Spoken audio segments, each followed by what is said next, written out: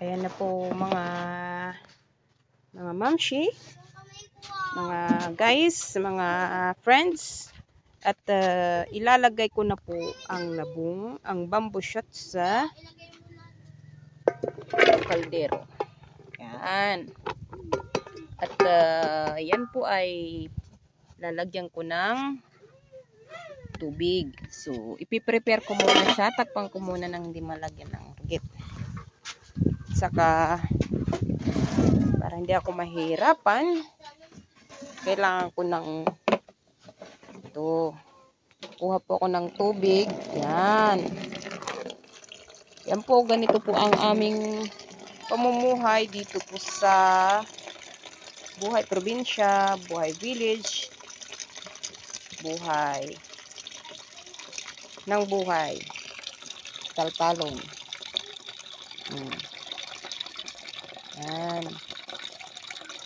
Mineral water pa to. So, ganun na nga. At kailangan kong ilapag muna. At ayun ang dalawa kong anak naglalaro. At mataas pa po ang init. Sikat ng init ng araw. At dito sa pwesto po ito, dito po, sa paglulutuan ko pag ganitong hapon po is mainit. Oh, at least kahit papaano po doon sa pwesto na yun ay meron ng meron ng silungan. Kaya ito ay i-prepare ko na at nang masimulan na siyang maipakuluan. Kailangan kasing pakuluan po siya ng water. Yun. May nakita akong lumulutang. Ay naku, nalaglag.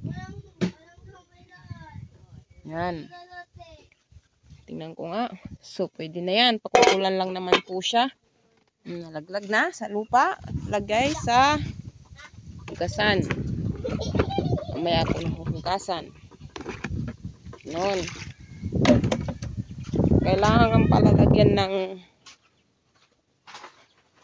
asin. Maya ko nalagyan ng asin kapag ka nakulo pala, no? Iniisip-isip ko. Mamaya na. So, ang gagawin ko ay pakukuluan ko muna siya. Kailangan kumuha ng papel. Papel pang gatong.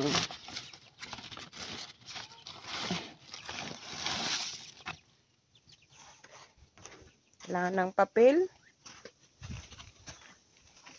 Yan. Lagay ko muna dun. Saka kailangan ko rin po ng lighter. At dahil mainit pa po, mamaya na ako mamaya na lang ako init kasi. Mamaya na. Anak, na yung upuan, oh. Tambay muna ako dito sa aming tambayan.